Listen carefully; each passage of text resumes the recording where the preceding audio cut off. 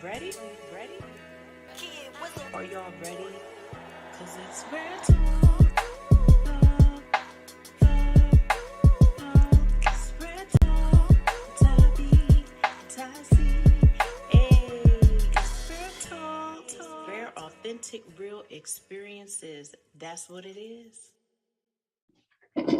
Hello, everybody. Welcome to another fabulous episode of It's a Rare Talk. Hey We y'all, are here with, Tabby. and I'm Tassie. But listen, tonight it is a special episode. Oh yeah, we gonna introduce you. Tonight is a special episode. So normally Ty B and Ty C get to introduce the guests, but tonight Ty C has the opportunity to introduce two amazing people. And so we have the co-host tonight as being one of the special guests on the show. And so we are excited to have Ty B and my cousin Joe, better known as the Bowdens, right? So we are excited. Listen, Joe, I don't have to really give Ty like this special introduction, but we're going to give you one. Shout out to you. Welcome to your first appearance, I'm sure, of many on It's a Rare Talk, where everything is a rare, authentic, real experience. And so I'm excited. I would say little cousin, but I'm only a little cousin to Joe. I'm the big cousin to Ty. Ty really thinks she's the big cousin Joe, but she's not. Okay. Ty is really like the little cousin, but I'm excited actually to be here with both of you on tonight. And we're going to be talking about the topic seasoned marriages, right? And so cousin, you know that when we was actually, coming up with our different episodes that we were going to be using for our first season, this was one that came up like quickly. And so what better set of individuals to have on the show as we're talking about seasoned marriages than you two, right? And so I'm excited because I've had the opportunity throughout these 22 years, right? I remember the wedding day and I'm still in y'all's life now, and so it's been a wonderful opportunity for me to actually see you two still on this journey, still saying yes, still rocking it out, still being an example for young couples today, right? And so marriage, heavy topic, weighty topic, sensitive topic, hard topic, challenging topic, but loving topic, right? And so that's what we want to talk about tonight. So once again, Ty B, you're on the other side now, right? But welcome the Bowdens to the show. And so, like I said, we're going to be talking about seasoned marriages. What do we mean by seasoned marriages? We mean, not that we downplay somebody who's been married a year, 6 months, 5, you know what I mean? But seasoned marriage is somebody, that has survived the good, the bad, and the ugly, right? Because a lot of times we get caught up on that big wedding day, we get caught up on all of those things. But what about the other things that come along with it? And sometimes it doesn't even have to be all deep. It could be things such as learning how to communicate, right? Learning how to share, learning how to be kind, so little things like that play a major factor, as you walk through your journey of being a married individual. So once again, I'm excited to have you here. So listen here, I get to ask all the questions tonight. So listen, Joe, welcome to the show, right? And so we know that y'all have been married for 22 years, okay? And so you two are really not that old, right? No. Cousin, how old are you? I'm 44. You're 44. Cousin Joe, how old are you? 49. Okay, so really you're not that old, right? And so we know that you just celebrated an anniversary of 22 years. Like, shout out to God first and foremost. Shout out to God first and foremost, you know what I mean? But I want to say shout out to you because when I hear 22 years, y'all, I hear commitment. Right? And so my first question goes to my cousin Joe. So 22 years, okay? So that takes y'all back to like being in your 20s, right? And so at that age, I'm sure, the way that you view things now versus back then, it's like totally different. You know what I mean? And so cousin Joe, tell me, how did you know that Ty was the one? Well, it was, I'm going to say this, and she was fishing, y'all. So she was fishing. She threw a line out there, and I caught it. And when I heard the conversation about her dreams and stuff like that, it was intriguing, and all the curiosity, and I was like, man, she's a dreamer, and I never really got it like that from any individual before her. So I was like, man, this is fresh, it's new, and it was very interesting. Yeah. Very interesting. Listen, that's good right there, because what you're telling me is like a woman with some goals, right? A woman with goals, despite of having a commitment with a man, because she was, of course she wasn't married prior, you know what I mean? Right. But she already has some stuff. She already had some goals in mind that she wanted to pursue. And so therefore, when you had a conversation with her, she already knew she has something to be able to present. Right. Yeah. Right. Yeah, that's big. That's exactly right. And so when he's talking about fishing, listen, he was playing ball. I seen him, he seen me. And I was doing music at the time. And I was like, oh, I don't want him to be in my video. But I didn't go and tell him. So I didn't go and, introduce myself and throw myself on him or nothing like that. I had told somebody, I'm like, I want him to be in my video. And the guy told him, and the guy gave him my number. I didn't even tell him to give my number. He gave him my number, and he called that night. Didn't you call that night? Okay, all right. Okay. Cousin, don't let him play you, cousin. He's not playing me. No, but he called that night, and we really had a good conversation. It was long too, wasn't it? Yes, it was very long. But I mean, and I'm glad he pointed that out. That says a lot. A lot of times people don't have conversations. They just wham bam and you're done. We had a really good conversation, talking about life and what we wanted. So that's right. Yeah. I think that's good. I think that they'll see, and sometimes people may make that mistake of not putting those things on the line in the beginning, or sharing those things in the beginning, right? And then that just takes it into like a whole different direction. But I love how y'all shared that y'all went in knowing what each other's dreams and goals were. How long did y'all date before you said I do? So let me see, we met in 94, 95. We got married in 2000. Okay.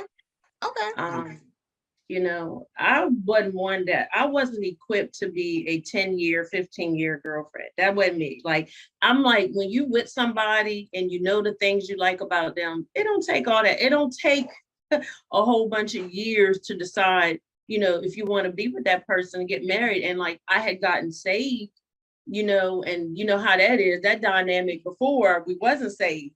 And, we were just living life, boyfriend and girlfriend, you know what I mean? Doing things boyfriend and girlfriends do. But when I gave my heart to the Lord, it was like, man, I want to be with him.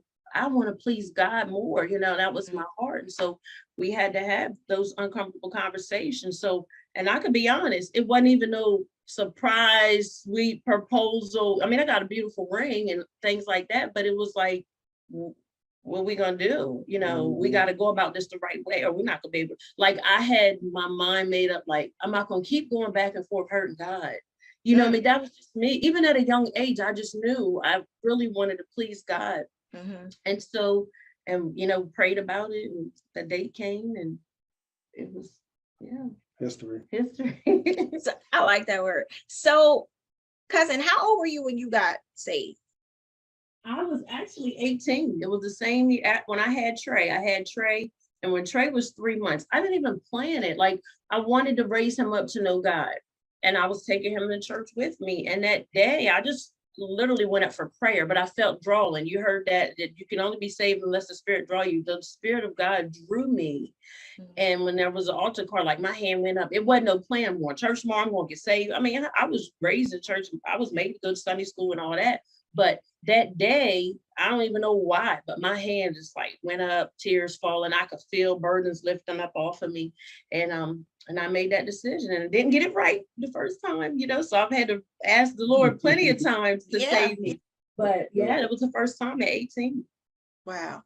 So Cousin Joe, when she came home with that and said, listen, okay, I'm saved now, like, we got to do this right. what was your thoughts? Because she's now saying, this is the decision I've made, Now she's bringing it home to you. What type of impact did that have on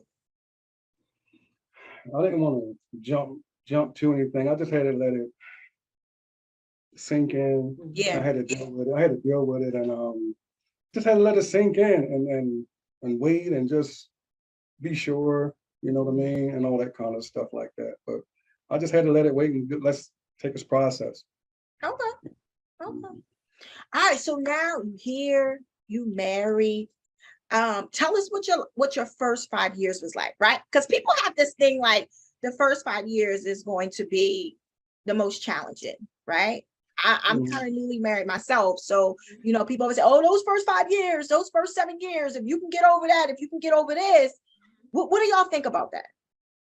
Well, let me go first. Well, I'm gonna say the first 5 years. I mean, you know, just the whole ordeal with, you start having kids, and it's just a lot, and then the credit situation, and then trying to get a house and paying your bill, getting everything in order. So it's a process. I mean, and it takes time and patience, understanding, and working together, and it's just take all this stuff is because this is brand new for both of us. Yeah. You know, Yeah. so it's a learning curve. You got to grow. It's serious stuff. It's serious. But Joe, you just said something that hit. You said, listen here, like, okay, now we married, and what's the next step? And so let's dig into like priorities, Yeah. Mhm. right? Mhm. Let's get the house. Let's do this. Let's do that. Okay, this is this. Let's work together to get us where we need to be, right? So I'm already hearing like communication, right? Because I'm learning communication is much more broader than words. Right. A lot of times communication is action. You know what I mean? And so just listening to y'all say, okay, this is the situation. Let's work together. How was that? Because to me, y'all were young. Mhm. We were young. We literally grew up together. We were just talking about that. Like we've been together longer than we've been apart. So I was 22 when we got married, but I was 17 when we met. Yeah.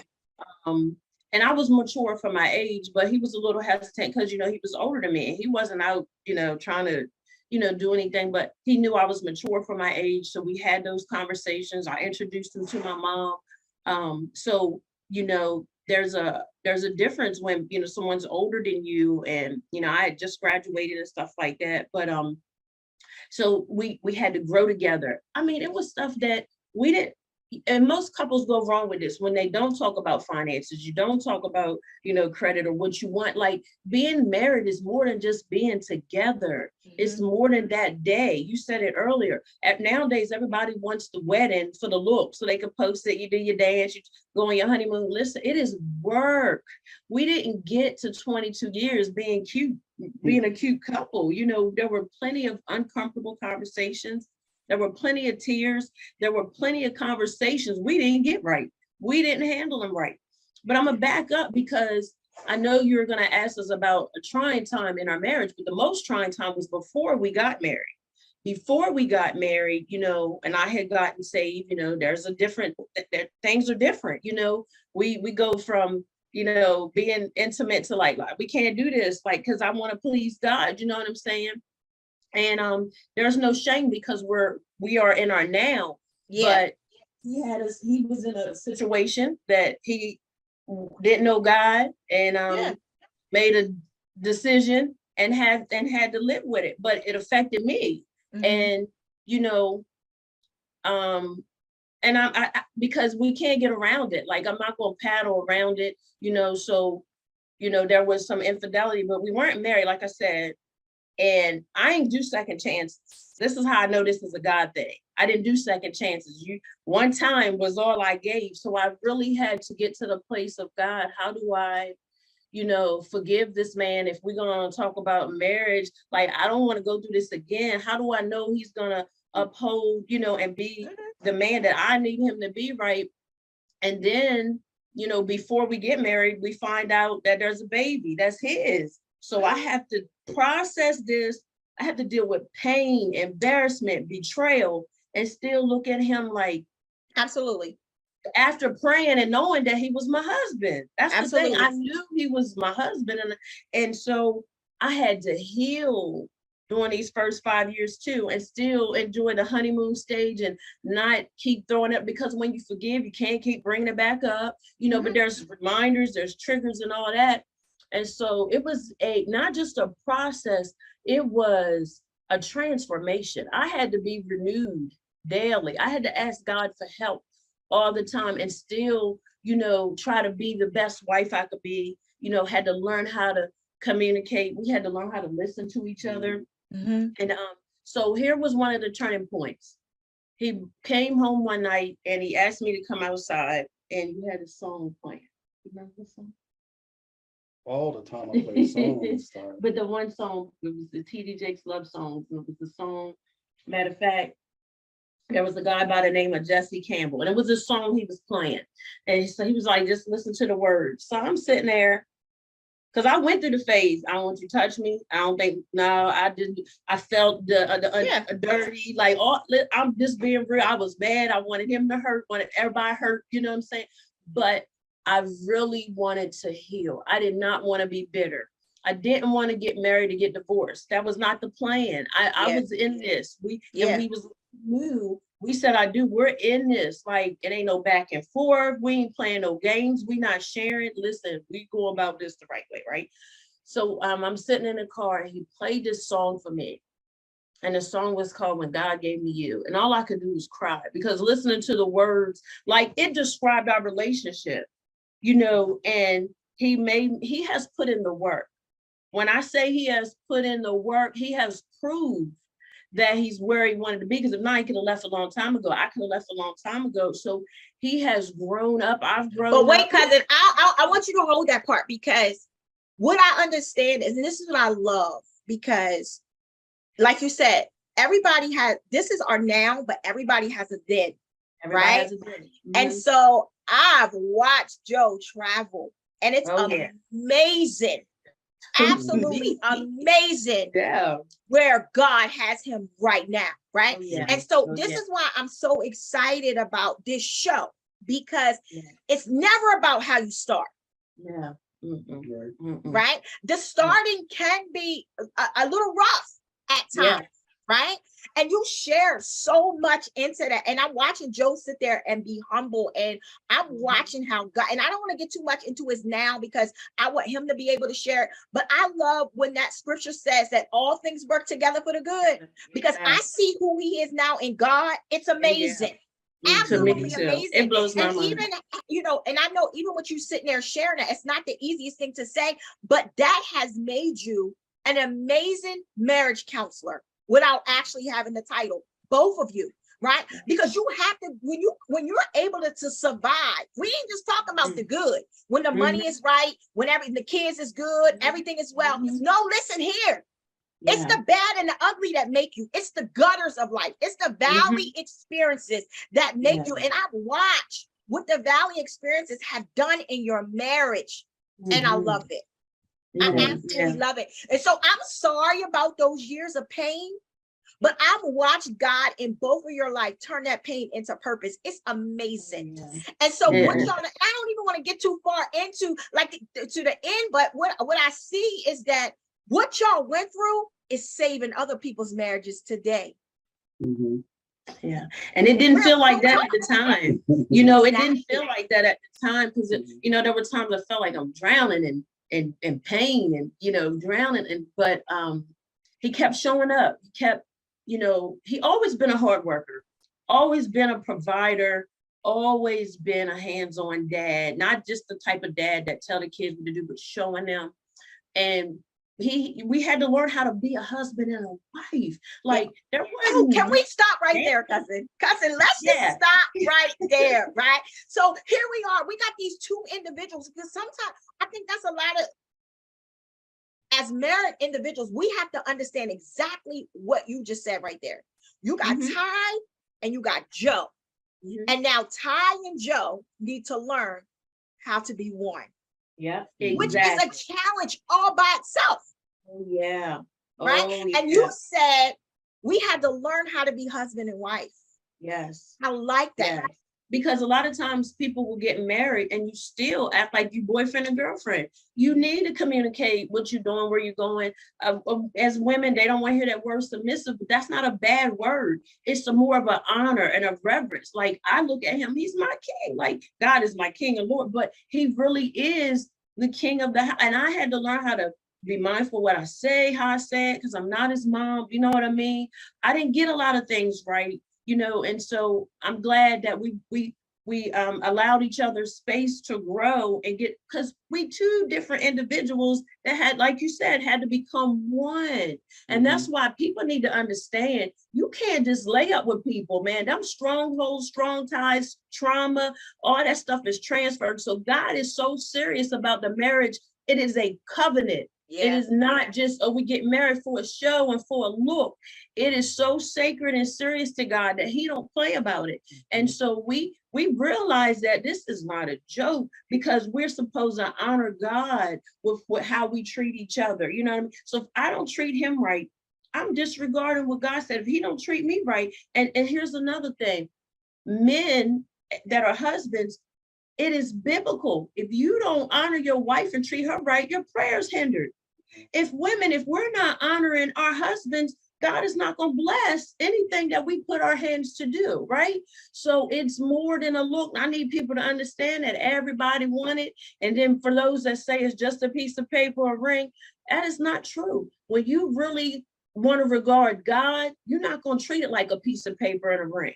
You know what I'm saying? Because that's who we have to answer to.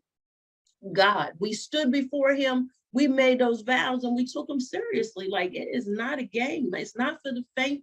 And I say it over and over again, how it's not a show. It is. But cousin, you said a word, and Joe, feel free to jump in wherever you want. Right. You said a word. You used the word covenant, right? Yeah. And so I think it's all in how people view a thing, right? And I think sometimes that's how it's just so because I'm learning myself. By no means do I have this area in my life perfected. Right. By no means as a wife, but I'm striving to learn, right? And so what does that mean? That means I tap into my resources. I tap into individuals who've been married longer than me. You know what I mean? I tap into people who can give me wise counsel, right? Yes. Because I want to be a great wife. Right. But because I'm still learning, like Joe talked about that learning curve, like I'm still learning. And so what I'm hearing you say is like, it's a covenant. This is something, this is an oath. This is something that you took, before God. And in order to have a reverence for it in that perspective, you have to have a reverence for God. You have to. If you don't have a reverence for God, you can't have a reverence for the covenant, because you won't understand the covenant. Right. And so I love that part right there. Like, you just said so much. Joe, what's on your mind? I know you're ready. Tell me what you got to say. Ready. Right. Mr. Ready right here. Right. That's my concept for living, man. That ready, you said that ready, that's my concept for living. Ultimately, it gives life. And I just wanted to rub off on people. That's my concept. Yeah. But I mean, I know everybody, life is learning. It is. I mean, I always say this, in God's realm is 100 perfect. In this realm we always going to fall less than. So we always going to be a work in progress. So we got to grow. Nobody's perfect, so we just got to, just understand there's a God. We want to please him in all our ways. And as a man, do my sole responsibility, raise my kids and do what I got to do by my wife, and just live and prosper and take care of my responsibility. Yeah. One of the things that I really, well, you'll ask that, so I ain't gonna move too fast. I'll wait. Wait, what does your shirt say? Mine, wife life. Oh, wife life. Let me find out. Mine says energy. Energy. Yeah, I see you, cousin. Go ahead and represent that t-shirt. So let me ask you this question. So we talked about growing together, and growing pains hurt. Growing pains can be challenging, right? Because you're still trying to become one. And so what I'm hearing, even now, like 22 years later, as we grow older, things change, our mindsets change, you know what I Yes. mean? Our kids, because you guys have 3 kids together, 3 boys, right? Mhm. 4 Mhm. children all together. And so Yeah. with that right there, listen here, I love even that. I Yeah. think that's amazing, right? The blended family, you know, and that may not be the case with every married couple, but it's the Right. case with a lot of married couples today, right? Mhm. That blended Mhm. family, the blended family is hard. You know what I Yeah. mean? That's not something that's easy, but it's doable. It is. It's doable. And there was a time all the boys lived with us. Even Khalil, he lived with us. It was years. And it was just, he was one of the boys, you know, Yeah. he wasn't treated no different, you know. Yeah. And we enjoyed them. Like we did a lot of things with them. But like I said, he was so hands-on and he's always been that way. And for him to have grown up without his mom or dad and no examples of marriage in front of him, really. I mean, he had older uncles that were married, but you know, but just to we had to learn this thing. We really did have to learn this. And so he was always been so hands-on. I mean, showing him how to cook, do laundry, pay the bills, you know, take care of the yard, the house, like all of it. He's never been the type of husband, well, this your job, you get in the kitchen, because he do 90% of the cooking, always has. He says it's gonna change, but he don't need to change, it's been working. But all the boys can cook now. You know what I'm saying? You know, they have seen what a man does. He shows up. He's always been hands-on with them, always show up supportive, not just financially, but he's been there for all of them, pouring into all of them.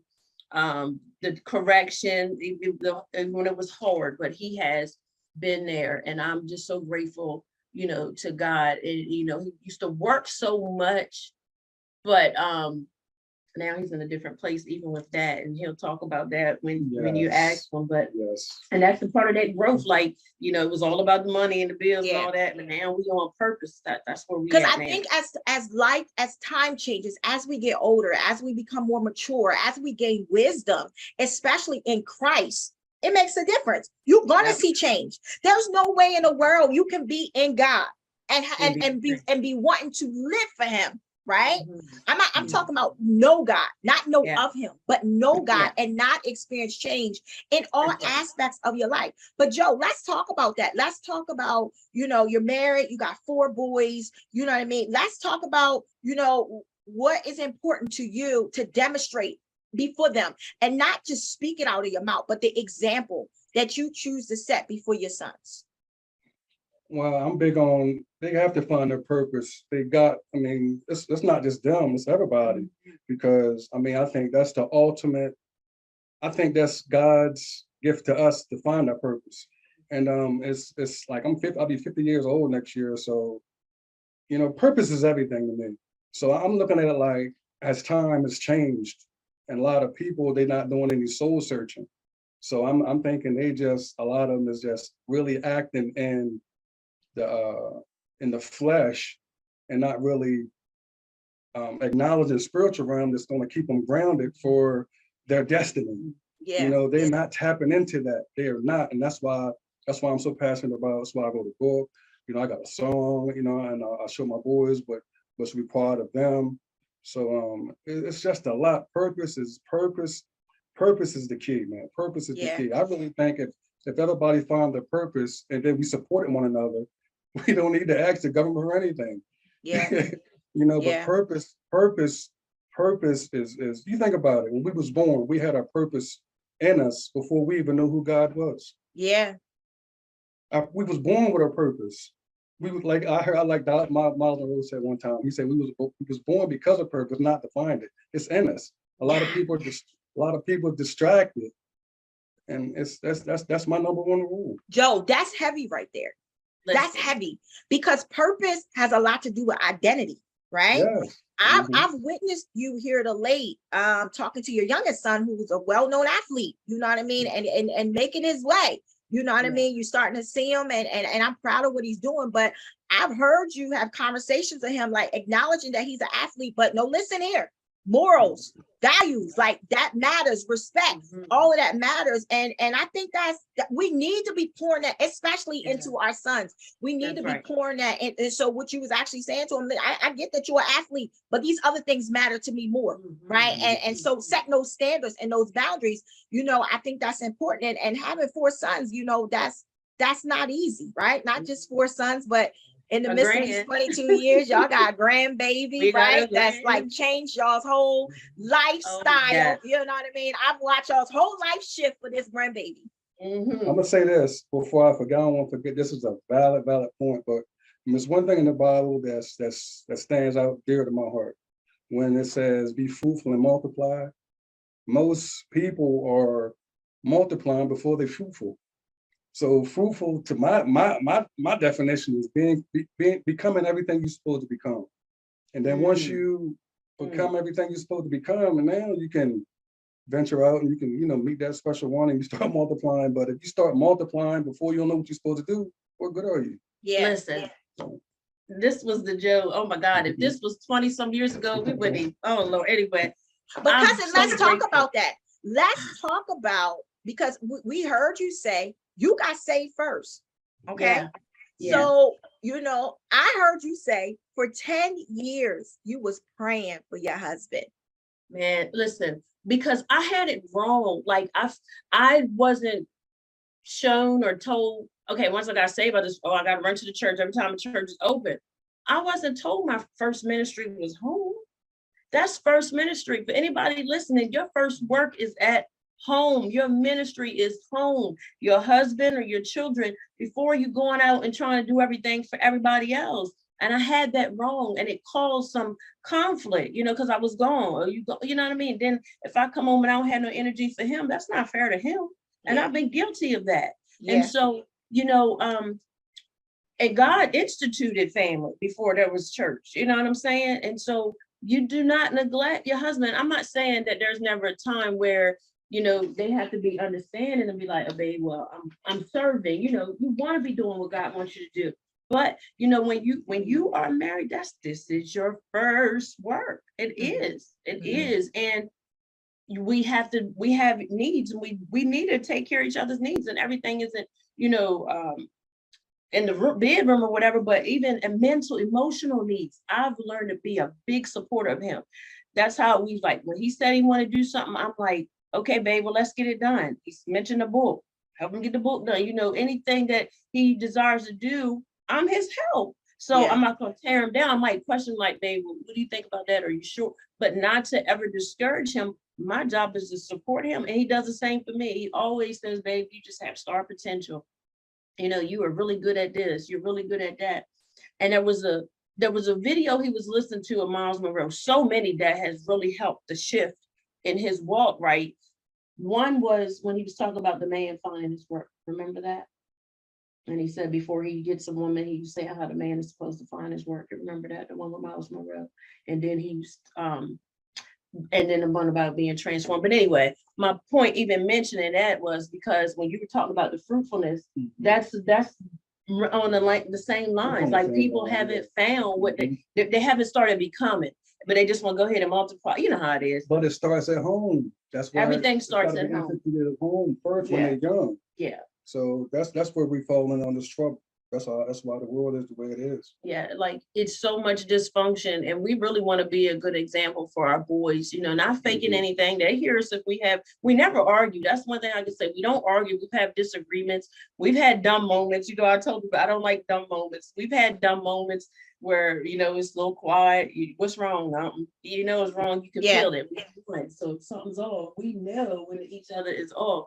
But it's so much better when we're talking and we're able to, get through things. And so let's talk about that, cousin, because communication is a big thing in a marriage. But let's talk. So I remember, you was like, I prayed for my husband for 10 years, and then Joe got saved. Right? Mm-hmm. And what was that like? Because what was that like? Well, I ain't gonna say it felt different. I just didn't do foolish things. anymore. If that make any sense, but it's Mhm. everybody, like I said, everybody walk is different. But I went on and I committed myself, and I just didn't do foolish things anymore.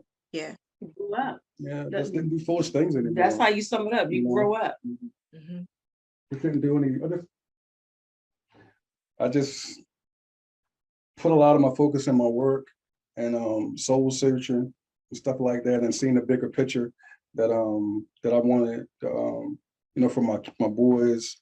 I wanted to be somebody that could be look up to, Yeah. and that's pretty much it. Yeah. Mhm. Yeah. That's good. One thing about God, he gonna change up everything. Anything that we allow him to, he gonna Dude, change it that's up. right. Right? That's He right. gonna change it up. And so I know even with that step right there made a major difference in your marriage. Oh, Right. yeah. Oh, yeah. And so you was talking about the communication, you call it dumb talks, right? My pastor like to call it intense fellowships, but even with that, so let's talk about communication, because you're gonna have times that you just don't agree. You know what I Yeah. mean? And so It doesn't have to become an argument. It doesn't have to be where there's a door slammed or you walk out, you go sleep in the couch, you sleep in the bedroom. It doesn't have to be that. We never had that. No, well, we had some in the townhouse. Yes, we did. We had some silent treatment, Oh, no, but it was so long ago. So that's not something we Yeah. hold on to, Anyway, so communication is hearing each other out. Like, it's really listening, and it's not even about being right. It's not, understanding that we think different. Men think different than women. We do, but that don't mean we can't come to a common ground, right? We're different species. That's right, we are. But it's about peace at the end of the day. Right. You know what I mean? We don't want to be walking on eggshells. We don't want the atmosphere in our home like, man, this is dumb. Like, I can't think of nothing but dumb. I don't like those dumb moments. But and communicating is even, we have a love language, I look at him a certain way sometimes, he look at me a certain way sometimes, and we know what that means. And then he holds, I hold his hand while driving. Well, he get to stop looking at me like that. But holding each other's hands, just listening, like really hearing each other out, and not assuming, because that's a part of communication too. Sometimes we assume that when I said that I meant it. I didn't mean it that way, babe. But no, you said, but I didn't mean it like that. So sometimes you do have to explain, and we should not feel like we don't need to explain ourselves. We are husband and wife. So if I say something and it don't sit right with you, let me know. Don't take that and days in, and then you want to bring it up, and I'm thinking we good. Talk about it when I say it's okay. You know what I mean? Because you feel that when you become one, you feel all of that stuff. You feel all of it. And I'll say this to not take up a whole bunch of time as far as communication. We know the Bible talks about love is patient and love is kind. Oh, that ain't talking about the strangers, the one that you with, the one that you laying out, the one that you committed to. Like, God holds us at a high standard. Listen, we might not, I ain't do a lot of stuff right, neither one of us, but we decided, number one, we put away childish things. It ain't about being selfish, and not about being right. I ain't trying to prove like I told you so and all that. We're not doing none of that. Right. You know what I mean? It's really just being supportive. It's really just being understanding and patient. Yeah. And cousin, I remember something you told me earlier on in my married life. I'm still trying to catch up to y'all, right? I'm still in the single digit, Joe. I ain't made it to the double digit yet. But listen, you said something that has helped me tremendously, right? Words either hurt or help.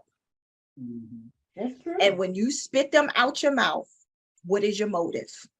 And you can't take them back.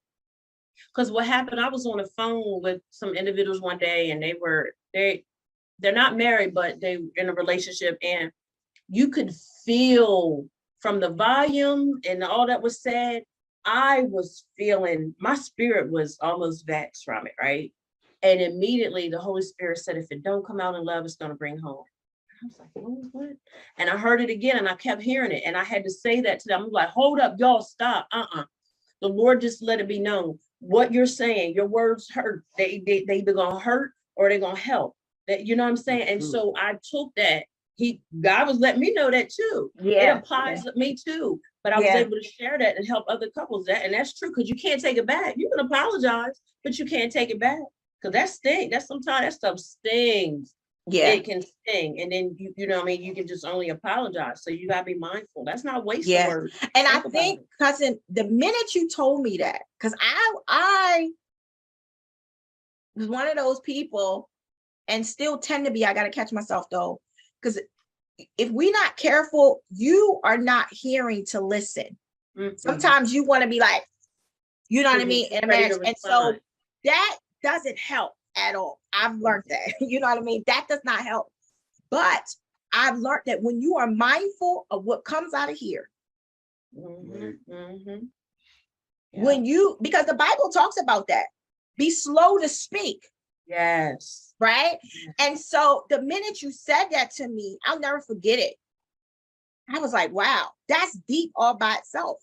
It really So is. if it's not going to be helpful, It's gonna bring harm. It's gonna hurt you. Yeah, be I quiet. would just be quiet, right? Might But as I used well. to, you know, people think that that's weak. You know, Mm-mm. I got shut up while he lived, or you know, vice versa. You know, he That's got shut growth, up because cousin. she too mouthy and all that type of stuff. No, we have to be conscious of the words that's coming. You know, this one lady told me when I first got married. She said, "I'm gonna give you 2 tools. The first thing I want you to understand that marriage is daily work. It is. Yeah. Daily. Daily. He said Yep. it is daily work. It's not something that you work on once a week. It's not Yep. something that you work on monthly. It's not something that you just shine on and during your anniversary Mhm. period. It's daily work. You have to Yep. work on your marriage there. I didn't know what that meant until I got Yep. into my marriage. Mhm. The second thing she said, prayer will be your best friend. Oh, you talk about it. And I'm gonna tell you what helps. We've learned to pray together. I love when we wake up and pray together. And I'm not gonna act like it's every morning. Sometimes we have to remind each other, but it's so beautiful. That's another form of intimacy. When we pray, we're covering each other. What? You know, I remember like a couple of weeks ago, I was feeling bad, and he came and prayed with me, prayed over me, like this got to go, this got to come off of you. And then went and got the things that I need. Sometimes 2 or 3 o'clock in the morning, leaving out to go get whatever I need to help me, get through. He don't have to do that.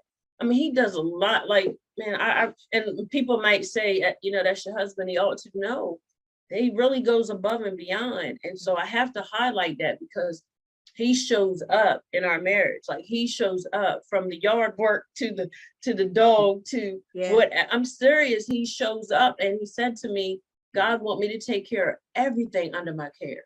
So that's our house. That's me. That's our kids, our grandson. My mom is here. He's really good with my mom. And I just love their conversations. And, it was his idea, like, your mom can come and stay, have her own space.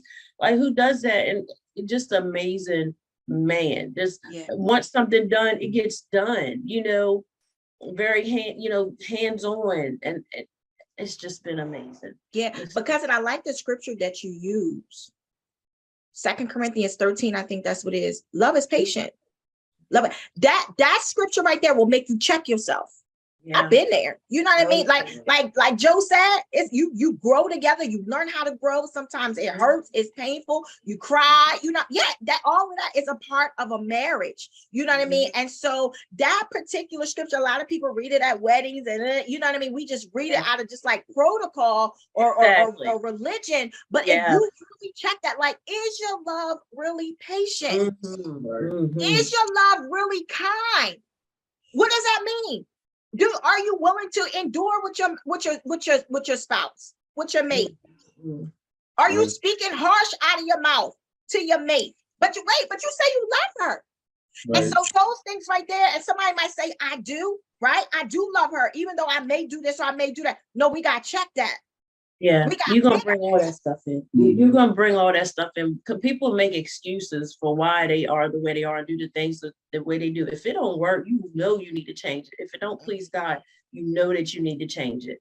There's no ifs, ands, or buts, but you have to be the one that's willing to do it.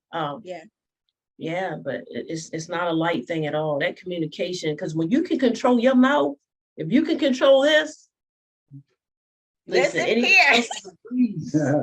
And here's the thing, it's okay to say, I need fixing in that area, right? It is. Sometimes you don't realize where you're at in a thing until a situation happens, right? Oh no, Mhm. I need to learn how to control my anger.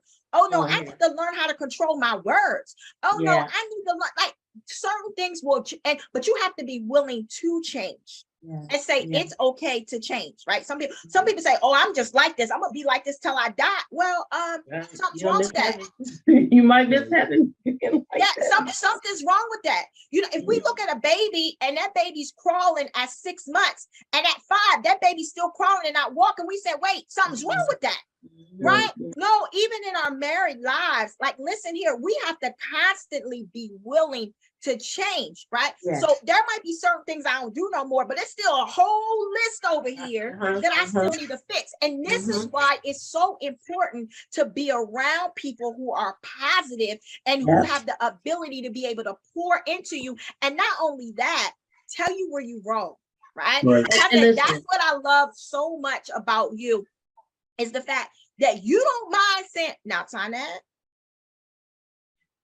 no, you might say, now, cousin, can I share something with you? Right, you got that. Joe, Ty got that real smooth voice, right? So I'm really loud and just obnoxious by nature. And Ty is like really soft-spoken. I'm loud when I need to be. And listen, in 40 years, I've never heard you be loud. Ever. I cut something. Not too much, but she it's this in there. Oh, it's just like Prego. It's in there, right? Yeah, it's in there. But I love the fact that you're able to say, cousin, let me share something with you. And it's good stuff. And you're able to share. That's why I'm sorry to say this, but I'm grateful that y'all went through what you went through and survived it. Because y'all don't know, y'all are helping other people. Y'all are. So listen, I don't ever gotta be no wife. Dang. Being completely honest, I'm learning. I desire to be one, but I really don't. So I'm learning through people, first of all, through God, through the word of God, through people who've been there and done that, through people who don't mind sharing their testimonies, sharing their stories, you know what I mean? Positive people pouring in, people praying. I'm learning, right? And so I'm grateful for your Valley experiences, because they have truly, truly helped me and so many other people. Y'all are marriage counselors, like I said, without the title. It's funny you Wow. said that. We've had a few couples that we have actually talked to, and we always make it plain. We do not portray to be counselors, but we just share, just some things that can help them, because you don't want to go into it lightly. It's really not a game. And I took psychology and sociology, so Yeah. Listen, I still, I don't know. All I know is my whole being, after what you said I do, was, God, I just want to please you. Because if I didn't have that mindset, we probably wouldn't be sitting here. It's real. We probably, because I wanted God to really show me what it meant to forgive. And I wanted to forgive right, you know what I mean? Because he's a good man. A lot of people have potential, but it's one thing when you live up to it. And he has lived up to it. There's a lot of women and men dealing with people that have potential, but they're not putting in the work. They're not living up to the potential. They're not getting it out. And so I can't say that I'm glad we went through what we went through. I'm not there. But I can say I'm grateful for where we are. This is our now. I'm sure people feel like there's things they wish they never went through. We don't understand, why even God, because God, I'll say this, God allows things, but he has a perfect will. So I know it wasn't a perfect will, but he allowed it, brought us out, and building us up and making us better. And that's what I live by every year and every day. Like, God, I just want to become my best self. I want to be a better person. That's why I'm not quick to respond. Never been scared, never been a punk. I've always just been mindful. God, I want to please you. As bad as Ty wanted to, in the flesh wanted to act up, I wanted to please him. I wanted to please. Because, cousin, what happens is he who lives in you is overriding your flesh. Joe said he's different now. He grew up.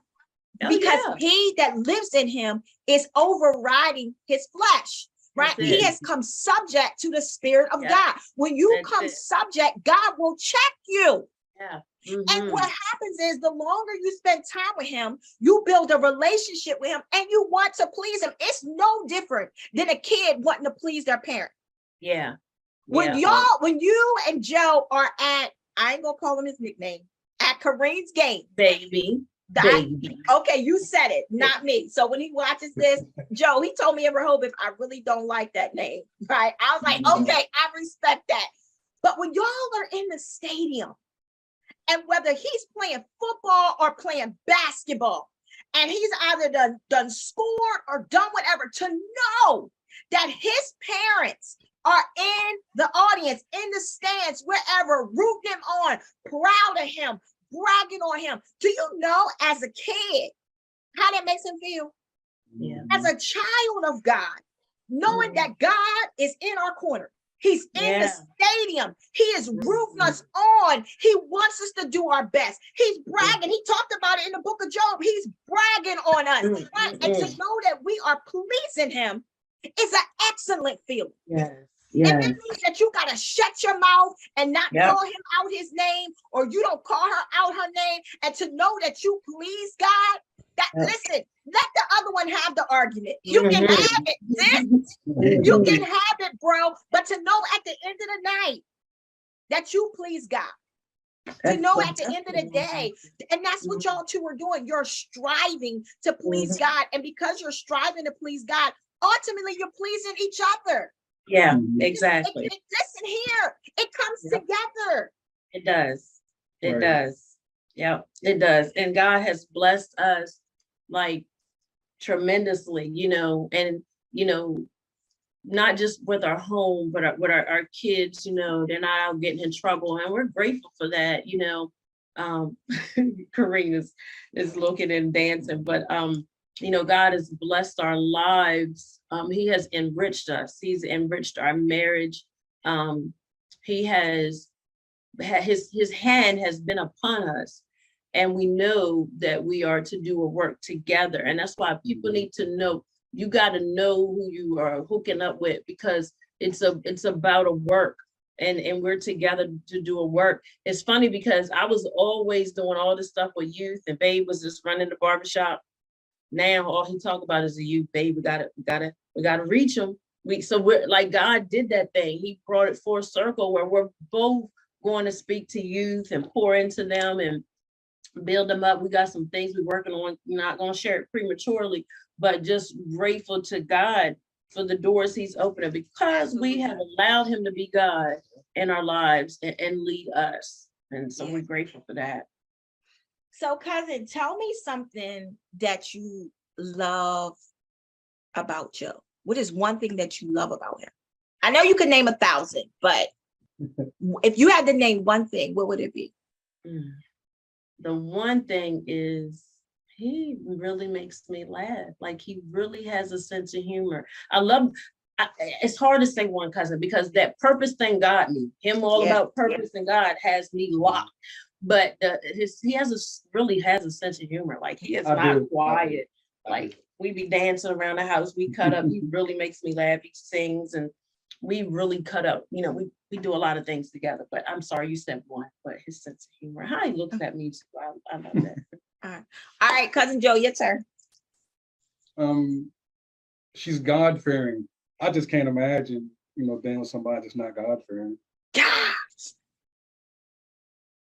And I'm funny too, right? Oh yeah, she's funny. She said one thing. Look, she had to throw that part in there. That's extra. That's extra stuff. I know it's extra. It's I'm extra. thinking. But God-fearing, man, that's like that trumps all. Amen. Yeah. Amen. Why do you say that? Why do you feel like that trumps all? Because I mean, I Because feel like there's a lot of people who feel like they don't need God in their marriage. Well, I'm not one of them. Well, we're not one of them. Yeah. But it's a sense of going in the right direction. That's the way I perceive it. Yeah. Yeah.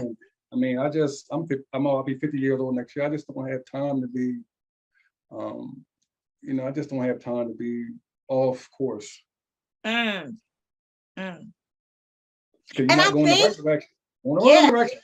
Yeah, I think with Christ, I can't stop saying it. Like he truly does make a difference. And as you're moving forth in ministry, because ministry is beyond the pulpit, right? A Yeah. lot of people think ministry is just about the pulpit. No, ministry goes beyond the pulpit, right?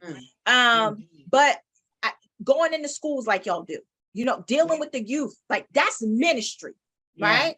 Y'all have found some common grounds, and just like Joe said, it's been there all along. The Yeah. purpose has been there all along, right? Mhm. We don't have to go find purpose, right? Like he said, you don't have to go find it. It's there, right? Mhm. You just have to be able to identify who you are in Christ. And so now y'all have bypassed a whole bunch of the foolishness things and Yes. able to just focus on ministry. And I just think that is amazing. Yes, it's really enjoyable, It's fun. Mhm. It's fun. We really do have a lot of fun, and Mhm. and that's the only way to really help your marriage. Like you gotta have fun. Mondays used to be our day. We would just ride, go pay our bills, go eat, just spend time. And so if we can't do a Monday, we'll try to find other days or whatever. But that time together, he always talks about the realms. Oh yes. He always talks about the realms, and he always says. Lately, he's been saying, Three "Hey, rent. How many people on here? I don't know, you can't see it. Okay, but don't worry about it. I was going to share something, but I just share about the realms, though. That part about just the only I'm gonna see. because you can't. Whatever she want to ask. Okay. Miss Whatever I Hostess. Mhm. Well, I think I like what y'all just said, because this has like been an area since this is Rare Talk and we talk about things that are real, that balance thing, right? And to be completely honest, that's something I struggle with a little bit, because when you're kingdom minded, a lot of times the juices flow, Mhm. right? When you are a visionary, like you see, They don't stop either. but right, cousin, say it again. When visionary, the ideas, creativity, that stuff doesn't It end. doesn't stop, right? And it just, you can be sitting somewhere and you see something, you'd be like, and really, I know it's not of me, because Right. some of the stuff that I see, I wouldn't even be able to dream of. Some of the Exactly. stuff that God has allowed me to do, I would not been able to do. So I know it's God. But the key word is, and this is me, finding balance. Yeah. Right? Yeah. And so how do you, like, cousin, I heard you say, you're a singer, you know what I mean? You're a playwright, you've been in a lot of plays, you're a leader in the church, you know what I mean? And have been for a long time. You're a mom, you're a wife, you know what I mean? You have a job, like your plate, like we talked about when we first started the show, we were sitting at the table, Joe, and we was like, yo, our plates are full already. You know what I mean? Like you know how you got them sectional plates, but the stuff is like overflowing, like there's a lot, and we share so many common things, and that's what I love, right? But we talked about this thing that we even was starting to show, like, and cousin was really on me because I'm really bad with it. We gotta have balance. We gotta have balance. We gotta have balance. And so, how do you balance each other? How do you balance what you got going on in your life? Joe's a bar, he runs his own barbershop, you know what I mean? Very active with your children, up and down the road with your children. Joe does ministry himself, you know what I mean? Joe is an author, you know what I mean? He's out, I've seen him, a picture of you, cousin. I'm not sure where he was, but he was kind of like mentoring and talking to kids and all that. Like you got all of that going on. How do you balance it? There is not like a perfect way. You really do have to be like, Lord, like help me with some balance and structure, right? You have to have days where you don't do stuff unless you just resting, getting refreshed, restored, just talking to God downtime, because the hustle and bustle, it'd be like so much stuff going on. I can honestly say with all the things on my plate now, I am less burnt out and on the go. It seemed like I'm still all over the place, but I'm not. But when I first started out, I was burnt out and I was everywhere and I felt overwhelmed. I do not feel overwhelmed. All this stuff, I don't feel overwhelmed because I know how to say no, and I know how to pray about things and, discern what not to do and where not to go now. And before I didn't, it was just an invite, I'm gone. Babe, hey, I got this invite now and it's not. And now, I want him with me, hey, what can we do together? I don't want to be where I'm always gone and he's home. And because it was a lot of that, him working a lot and I was always gone, so he had missed some things. But then, so now, but it's barbershop. Because you were 5 days a week or 6 at one time? Oh, at one time, in the beginning was Almost it was 6, every 7, day. almost every I day. mean, it was almost like when I came home from barber school, I was Mhm. cutting hair Friday, Saturday, Sunday, working pressing forward, working overnight in the evening, and it Mhm. was just woof. Yeah, it was a lot. Yeah. So It was now, a lot. but God, Mhm. when you're doing what you're supposed to do, God will lighten it. And so Mhm. now 3 days a Oh, I week. work 3 days a week now. I got a lot more time to put a lot of my energy in this magnificent plan the Lord has put on my heart. Yeah. Yeah, I like to make you and laugh. even sitting down having the family meetings and discussions, that's necessary. We have them with That's our good. grandchildren. Talk about Oh, that. Because here's the Yeah, thing, marriage is not, marriage consists of so many components, so many. so many Mhm. pieces. Like we've talked so far, we talked about the covenant, we've talked about growth, we've Yeah. talked about salvation. You know what I mean? We've talked about communication. We've talked Yeah. about balance, like just trying to learn all. And so each person consists of all these different components that we're talking about. And now you got two people in one house and you got to figure it all out, right? And you know what, Wow. cousin, you cannot be jealous of each other, and in their giftings, you have to be each other's biggest supporter. You cannot feel intimidated. You got to be confident in who you are. And we balance each other. Like sometimes if we're out, people calling for appointments or whatever, nowadays he'll be like, no, I ain't working this day. I ain't working past that. He has set boundaries. And before he was just like, man, I'm just gonna cut till the money stop. You know what I mean? And his mindset has changed. Because he always says, I was fixing people up. Oh, I'll let you say that. wow. Being a barber, it's just it's exterior. I'm thinking internal for longevity now. Yeah. Haircuts change all the time. I mean, I'll share that on the next one. But I'm just saying, like, the haircuts and hairstyles change all the time, and it's exterior. My desire with my book and my next mission is more internal. So this is, like I said, my concept is life. Yeah. So Yeah, what and I so really we- hear though, Joe, like you Each other really else, see so. he's really focusing on his spiritual work, Mhm, mhm. which is going to take care of the natural work. Yeah, That's Right. Lord. I found that out. When you put God first and his Yep. stuff first, he takes care of everything else. You know what I mean? Everything. And listen, Joe, when we take care of God first, you saying you down to 3 days, he will send more clients in the midst of 3 days because you're Oh. taking care of Yes. his business than he would if you was open up 7 days. I know it to be true. That's right. It is true. That's It true. is true. We That's cannot true. beat God. We cannot Hmm. beat him. Not at all. Not We at all. can't It's beat crazy. It's crazy because if it wasn't for the pandemic, I probably still had my barbershop in Feathersburg. I probably still be working 6 days a week.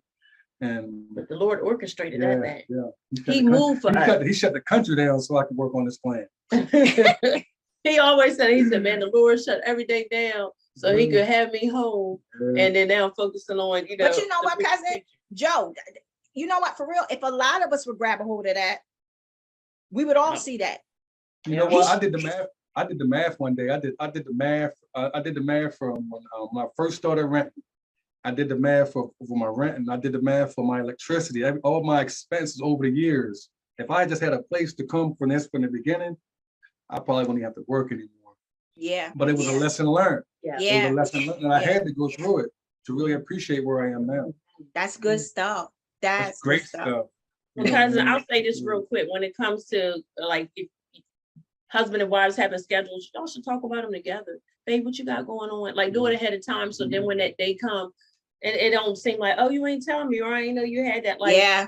you need to, like sometimes we'll just go get a hotel, we'll just go away. Like it's good to do that, or just taking a ride somewhere, or you really better make it intentional about spending time together. I'm serious. You don't want, and when you see something that ain't right, address it right away, work on it right away. Like if I said something and I came off too hard, babe, bring it to my attention. Then don't wait till a week later, then tell me like, I can't work on it. Yeah. I mean, you know what Yeah. I'm saying? Let me know. But it's not about looking for things and picking out, but how can we better, ourselves and each other? But that balance thing, you just have to set boundaries for real. Yeah. You can't tell everybody yes all the Yeah. time. Yeah. Cousin, you said something else. Y'all see why I love her, right? World, y'all listen here. What Yeah. y'all hear right now? Listen, I hear on a regular, and I'm grateful, you know what I mean? As I attempt to perfect this. And perfect means never be the perfect wife, as what Webster would say, but that's not even what perfection means. Mature. God, grow That's up right. and mature. Like, come on, Tonette. Like you know, Mhm. because even going from that singleness to marry is a hard step all by itself. Yeah. You know what I mean? Especially if you've been doing stuff your own way for No so way. long. Mhm. You know what I Mhm. mean? And then you step, and now I'm like, wait, you know. So Yes. even that right there, but once again, gotta be willing. You You do. gotta be, have you to be gotta willing. be willing. Yeah. And so, Yes. cousin, you said continuing to date, right? Yeah. Like Mhm. you've helped me so much, even just now, like being completely honest. Continuing to date. What do you mean by that? Like the time together. I'm sorry, it don't everything don't have to consist of spending money. But because he always say, man, if we ain't somewhere making money, we out there spending it. But like he knows my favorite stores. If he take me to Marshalls, Ross, and TJ Maxx, I'm good after that. And and we need to spend how much money. We go get something to eat. Like it's just that time. It's time. He didn't want to mention the realm, but he often says, babe, this is the only realm, which is, I'll just say atmosphere, or where we can see each other, where we can talk. And because when we depart from here, we're not going to be together. So we want to enjoy it, not fussing, not angry. So going out to eat, we were at Olive Garden maybe a couple of weeks ago. Remember we got that some pasta or the soup or whatever. It was cold in there, but it was just to be with him. I look at his big eyes, we sitting across from each other. I'm just batting my eyes at him, like just getting out.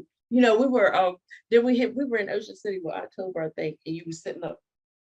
He had your feet propped up. He just wanted to look at the water, and I was like, okay, we're gonna get a room where he could just sit and look at the water and just chill. We went out to eat that night and came back. We rested. Like, I mean, just dating, remembering your why. You got to refresh that thing because everything is in the beginning. Wait, cousin, what you say? I want to make sure we caught that. You said remembering your why.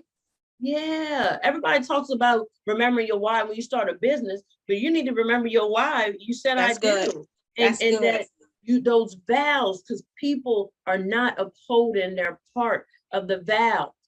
That's why I don't really get into. I love weddings, but the wedding is really for the guests.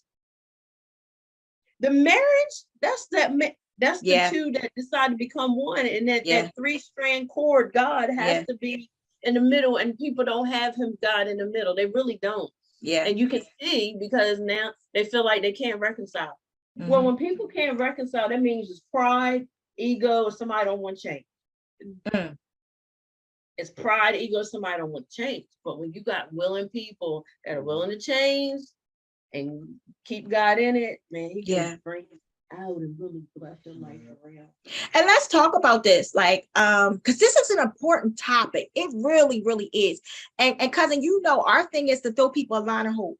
That's Oh, it. yeah. Like, cousin, I don't know who's gonna listen to this. We might be helping to save somebody's marriage today. Like, we really don't know. And so I'm grateful. But let's talk about not being afraid to ask for help. Now, granted, I do believe as a married couple that you have to be careful, you know what I mean, with Yeah. who you share your stuff with and Yeah. who you seek counsel with, you know what I mean? You know, everybody can't speak into your marriage, you know what I That's mean? right. But That's right. I do not believe that you should be fearful or pride, right? My coworker just told me the other day that pride stands for people resisting individual deliverance from evil. When you are prideful, you are resisting deliverance. You are blocking it. You're saying, I don't want it. You're saying, get it away from me. You're saying, I like being like this. I was born like this. I'm going to die like this. I've always been like this. I ain't changing for nobody. Nothing's healthy about that. If you really want to know the truth, because just like Joe said, even now at being almost 50 years old, he doesn't have the same mindset when he was 22. That's right. Marriage now at the age of 43 and 49 or 44, sorry, 44 and 49 has to look totally different than when y'all said I do 22 years ago. Oh, yes. Oh my, it has to look totally different. Totally different. Yes. Oh, the my only God. way now that it looks different, some change had to take place, you know. And so let's talk about that. Not being fearful to ask for help. Listen, me and my husband, me and my wife, we in a tough place right now. I need help. And you know what? I can honestly say we didn't have, before we got counsel before marriage.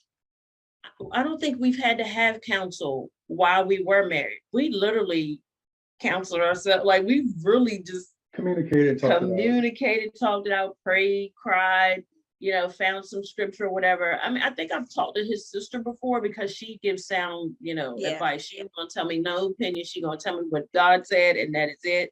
And so, but I really haven't had to seek it out. There was a couple that I knew of that I really looked up to. I loved how they would call each other sweet little nicknames, and we always have nicknames for each other. But I just thought it was so cute. They would be on the phone. She'd be like, "Hi, honey," and I was like, I ain't never heard somebody call her. But I'm always calling her, "Hey, babe," "Hey, hon," or we call each other love and all that. But it looks totally different from when we first said I do. But it's what we make it. That has always been our, not really mantra or a motto, but our marriage is what we make it. There were people that said stuff to him before he got married. "Man, I don't know if you want to get married, you're going to be like," get away from marriage bashers. And I ain't gonna say you don't want to hear from those that are not together anymore, because they may have something they can share with you, but you do have to be mindful who you're talking to. Everybody don't want to see married couples together. Everybody don't like it. There are women that don't care if a man is married. There are men that don't care if a woman is married. They will still shoot their shot, throw themselves at him and all that. But when you realize that covenant, we ain't playing here. I'm gonna share this with you because I remembered it, but I ain't gonna take long. I met this woman that was married. I don't even remember where I met her at. I think I was like at a book club or somebody's house. And she was talking about this woman was intentionally pursuing her husband, and she was hurting. She was just praying. That woman, God took her out. He took the woman out that was fooling with her husband, because God is serious about covenant. And why did I share that? Because if people gonna play, because there are people that will get married but still do their mess, living a double life and all that. Everything comes out in the light. Everything. We can't get nothing past God. Everything come out. Now people got DMs, inboxes, texts. Guess what? God will show you. God even showed me in a dream what had transpired before we got married. The Lord showed me it in a dream what happened. God will reveal stuff to you when you're close to him. But tell people, don't play with it. Do not play with it. It is serious. It is so serious. But I like also what you said when you said that you was talking to your friend on the phone and you would hear your friend say, or they would say, "Hey, honey," or whatever. And you like, wait, but mine don't say that. We, even in that part right there, we got to be careful because we will tend to compare. Yeah. Right. Mm-hmm. And what I've learned over time is that folk will show folk what they want to see, and so that's why I never really compare, because anybody can make anything look good. Facebook is known for that. Okay. Listen, I'm so not caught up on what I see on Facebook because Facebook is nothing but an image. Okay. And so I ain't knocking people for what they post on their own pages. That's completely up to them. What I do know is that marriage is work and marriage is real. And I'm not saying that all days are bad. That's not what I'm saying. Oh, no. Right? And I'm not saying that you shouldn't post on your page, but what I'm saying is I never really get caught up on what somebody else is doing, right? Because people have, like I said, they can butter it up. They can do whatever. I'm not saying you're supposed to air all your stuff out on Facebook either. I don't believe in that social media, sharing all that. I don't believe in none of that type of stuff, right? Listen here. That has helped us. That has helped us in our marriage, not going to people with our business, putting everything out. We don't blast each other out, like a lot of stuff, because I didn't even get on Facebook when it first came out. Like I took a long time, but I like to share highlights, good things, you know what I mean? Because if we're going through something, it's between us and God anyway. Now, if he give us the liberty to share it, to help somebody, but it's not a show and it's nothing to fake, we love on each other. We really do. Right. And if we have a moment, it's going to be a moment. We're not going to make that moment a season, because that's where couples can go wrong. You have a bad moment. Instead of you working on it, it becomes a season in your marriage. Really, let's go there. Listen, and so to our producer, it's Ty's fault. Okay. Listen, part two. No, hold on. So listen, when we get the message, I'll be like, it's Ty B's fault, right? But no, this is good. This is good. I because I like what you just said right there too. That was like so deep. You said something may happen. Let it last for a second. Don't make it a season. Yeah. What do you You mean can by make that? it a season, because even when Trey and Deja had their accident and baby passed away, I was in a dark place, depression, whatever. I was supposed to lead service, didn't want to be there, didn't want to sing, I didn't want to hear anything. And the Holy Spirit said to me, don't make a moment a season. And what he let me know is things gonna happen in life, a lot of things that we have no control over. Okay, we can cry, get it out, but I don't have to stay there. You don't have to remain. So if you hit a hard place in your marriage, you don't have to stay there. You figure it out, and if there's no resolve, then you seek some help. You got, come on, we got to be wise with it. We're not That's supposed to good. be foolish. We're not supposed to be foolish. Right. We're supposed to be wise. So if I dwell on something that ain't right, or if I keep doing the same old thing and it ain't right, I done made that thing a season. Even grief can be a season. You know what I mean? So those moments, I don't like them dumb moments. I don't want no season of dumb moments. No, let's get it right. Let's hash out all that. Let's get all that uncomfortable, dumb stuff out of the way. Because I'm gonna tell you something. The enemy doesn't like unity. He doesn't like the covenant. So he always gonna try to bring that conflict between husband and wife and the children and those closest to you. Come on, y'all know the word. Always. So why are we not beating him at his game? Why are we letting him infiltrate and come in and mess in when we know that's his plan? He's not happy that we made it to 22 years and still counting. So wait, cousin, another nugget. Yo, you dropping them tonight. Both of y'all are. Listen, you said the enemy doesn't want to see unity. So he's going to do whatever to separate, Exactly. right? So you said, why are we not beating him? Why are we not going at him? Because oftentimes we go at each other. Exactly. We fight, spouses fight one another instead of fighting the instigator.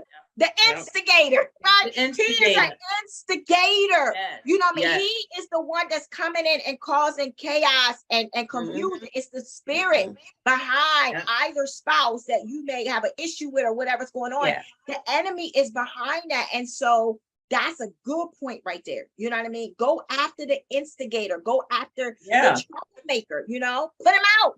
How do you beat them? Being lovey-dovey, kiss on each other, compliment each other. How would you really talk? Like, I brought him some lunch today, baby. Was surprising him. He surprised me all the time. He always come in the house with my favorite things. You know what I mean? Sometimes I'm thinking something and he comes in the house with it or he says it. You know what I mean? Like, that's just how close we are together now. So how we beat the enemy? Babe, we gotta pray, because I know this ain't even right. You know what I mean? We know that we had a moments, you know what I'm saying? We realize it, like, man, I'm telling you. So sometimes we don't always have breakfast together, but because I get to work from home a lot, we get to spend a lot more time together. I'll go ahead and do my emails and he'll answer his calls, and then we come back together.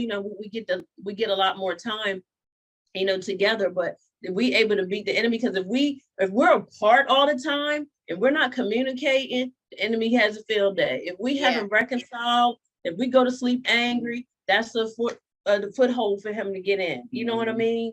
And so you just have to put him out. But I think a big thing for me, since we being transparent, is just apologizing. Yo, humble yourself and apologize, right? No, check yourself. Yeah. Right. That was that thing right there. But I'm glad the Lord is dealing with me like that, because I don't want to be this jacked up person. Like, I really, a lot of us are jacked up. A lot of us are dealing with the inner us, the inner me. Us. They say the enemy, the envy. Inside of me, we're dealing with the ugly parts of ourselves. Yeah, you. Yes, you know what I mean? Yes, husband. Yes, wife. Whoever you want. We have to deal with the inner parts of ourselves. And sometimes they not pretty, right? Because a lot of times how we've been raised, what we've been taught, you know what I mean? How our parents may have felt, how our parents view life, or whoever our guardian was that has raised us plays a major influence on our life. Yes. Some of the stuff that I used to say, right? And that I heard it growing up. Some of the ways I used to act, I seen it growing up. You know what I'm saying? And so therefore I brought all of that stuff with me into my marriage. Right? And so as time goes on, Joe, as God checks me, whether it be through an intense fellowship or whatever, you know what I mean? If you are true with God and allow him to be true with you, he will convict you. Mhm. It will. He will make you be like, We no, both- like, go ahead, cousin. I was just gonna say, we both had to, babe, I'm sorry, didn't come out right, just apologize, he's had to do that plenty of times, and I've had to do the same thing, and then That's wake humbling. up and we keep it moving, Yeah, that's humbling. And being willing, I guess, to let it go. Right. Mhm, As women, yeah. sometimes, and Joe, you can speak for men, but as women, sometimes we hold on to stuff, man. Like that's Yeah. somebody just told me something happened the other night. I was doing something and I was sharing it with somebody, and she said to me, okay, that was yesterday, you can let it go. Right. But I wasn't ready to let it go, cousin. But when she said it, I'm like, wait, hold up. The Lord done let me wake up this morning. My kids are good. My health is good. Like, what bringing that into another day, right? And so from that point, I said, okay, done. But once again, it matters who you sitting at the table with. Okay, it matters who is feeding into your ear, who you're having wholesome conversations with. That's why I don't like doing all that little dumb gossip stuff. It don't get you nowhere. No, let me sit with somebody who is able to pour into me and make me check myself. Because ultimately, I'm just going to be a better being, not just for God, but for my husband. You know what I mean? For my children. Even as a mother, I've had to go back and apologize to my children. Oh, yeah. Same here. Mm-hmm. I've had to go back and say, listen, y'all, mommy did not do that right. Mm-hmm. Mommy did not say that right. I was wrong for that. You know what I mean? But I had to learn that because I was raised. You know what I say? Right? And she watching, cousin. If she watching, I'm gonna hear it in the end, right? I'm gonna get the phone call tonight. What you were saying, sorry. Right? But I was raised, you do as I say and not what I do. Right. But to me, growing up, Joe, that's weird. You know, that don't make sense because as parents, we are the influencers in the house. So how you gonna do so? And I'm not saying that she was like this parent who did crazy stuff in front of me, but that's what they believed back in the day. I'm the parent and you do what I tell you to do and don't worry about what I do. That just doesn't make sense to me. And so therefore I had to break that in my own home when I became a mom, so so life is all about changing. Life is all about, Joe, as you say, self-evaluation, self-reflections, you know what I mean? And because every day we should desire to want to grow. That's it. And be better.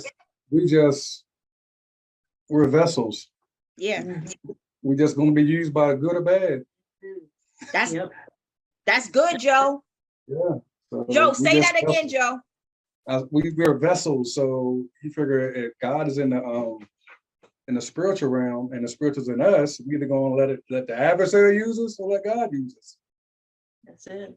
No, as Maury Povich say, who your daddy? Who is your daddy? Right? Who are you going to let influence you the most? That's good stuff. Listen here, it's been a blessing to be able to watch y'all grow. And so I love when I'm able to witness it with my own eyes. That's why I know God has truly done it. It's amazing. I love both of y'all. I'm excited to see where God is going to continue to take your ministry as a whole. You know what I mean? It's amazing. Y'all's kids is growing up. Y'all about to be empty nesters and stuff like that. Right. And I just believe, no empty nesters. Ty, you like me. They don't have to.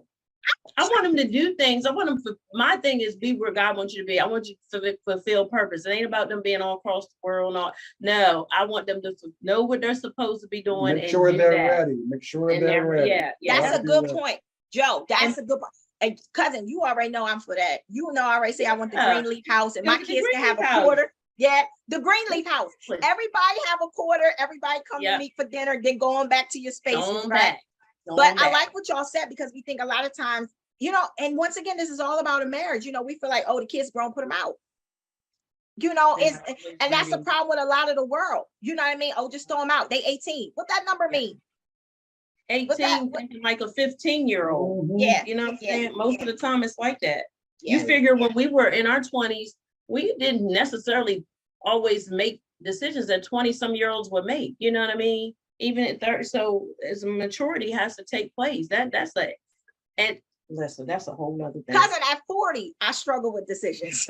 You hear what I'm saying? So I definitely get that. But what I meant, like, as far as the empty, y'all babies are growing up, right? And so I know that's been a big ministry alone, just with raising your boys and just being supportive to them in their dreams. And, you know, and I'm watching y'all parent them at different levels. And that's what I love. Like, you love all three, but, you know, you understand that all three, I mean, four of them need you in a different way. You know what I mean? And I don't want to leave Khalil out because, you know, I've watched Khalil come to family gatherings and all of that. And cousin, I love how you have embraced him, and he's doing great himself. You know what I mean? It's great to hear the good things that he is doing as well.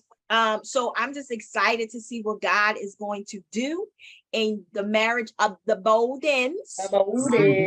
And so listen, we're going to end the show. If y'all can give any advice to anybody, Joe, first starting with you, what would you like to say? I want to paint a picture first. Okay. You ready? Yes. I'm gonna try to do it so the viewers can understand it and see how serious life is. Okay. All right. So, and I want everybody to think about this individually. So you think about everybody when they came in this world by themselves. So you think about since God started creation, you figure thousands of years to get to their existence. All right. So you got all these years to get to their existence, tens of thousands of years. And then you got your departure date. So we don't know when that is. So somewhere is going to be between 0 and 100. So they got the departure date, then you got the eternity. So we got a small window to make the necessary change that's necessary for this world. Joe, listen, do you know when I caught that revelation? I have to be honest with you. When Kobe Bryant died, and I was looking at his sunrise and his sunset date, and my eyes went to the dash. And I actually preached a sermon on the dash. You better live out your dash, because we don't know what date is going to be on the other side of that dash. We don't know our sunset. So it's important. I didn't mean to cut you off, but, and see, that's why it's so important with me, because I refuse to live my life, live here, die here, and be buried around the street without making the necessary change for my kids. I wouldn't want to be on my deathbed and look with my kids and I'm not preparing them. I would feel like in front of God's eyes that I failed, and I don't want that. That's heavy. That is heavy. Yeah, that's serious stuff, because that's a desire of mine. So I'm thinking, like, that's why it's so important to me for my kids to see. I need to hear, like, Dad, thank you. I need to hear that.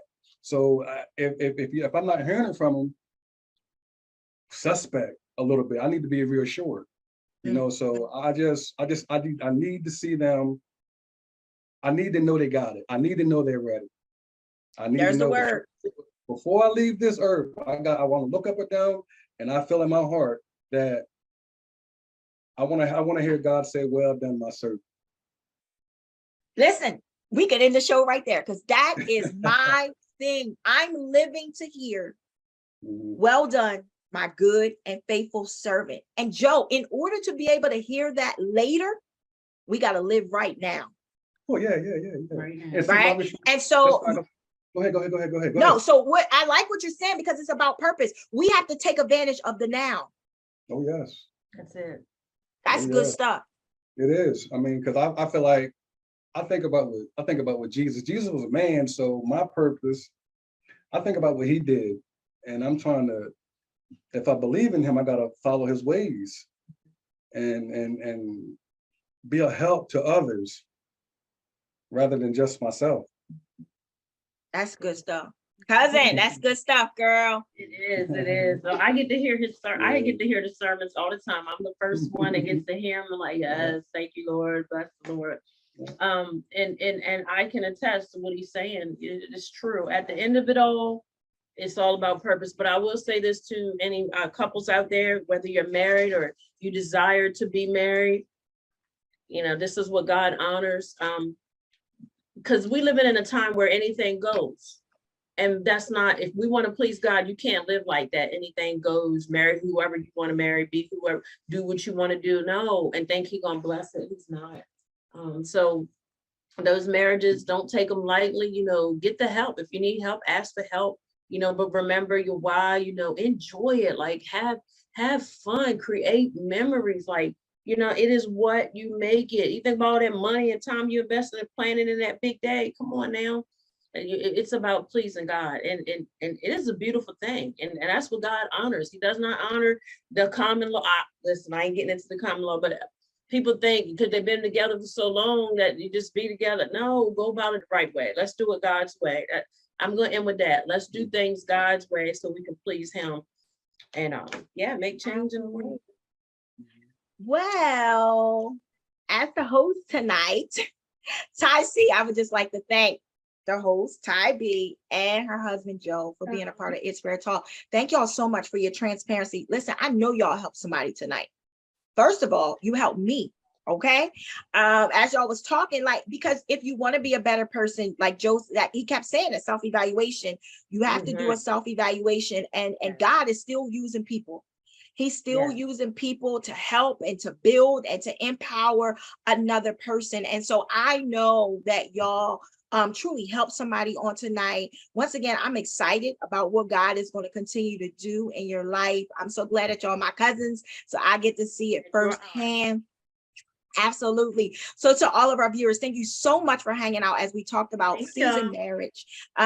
We really, really appreciate you. Thank you for being a part. We are getting ready to conclude our first season, so we are definitely excited about that. Listen, y'all, if you haven't had a chance to catch up on, we're getting ready to be on our 13th episode. So if you have not had a chance to check out our 13 episodes, listen, they all will be available to you very, very soon. We will be in the beginning of 2023, we will be airing on television. So we definitely are excited about that as we get our ducks in a row, cousin. Listen, God has done some great things for us in such a short period of time. I remember when we was working on it at your house, Joe was like, just get it done.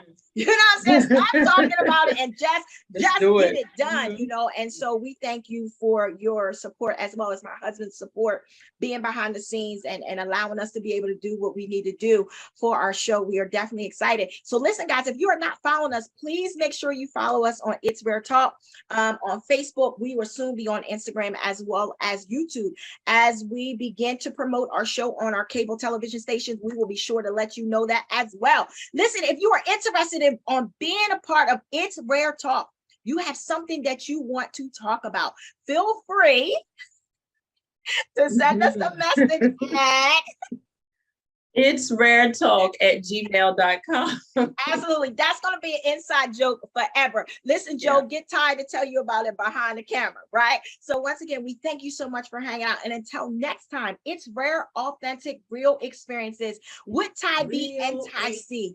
That's what it is, y'all. Have a good one. Are you ready? Are y'all ready? Because it's rare talk. It's rare talk. Ty B, Ty C. Hey, it's rare talk. Rare, authentic, real experiences. That's what it is.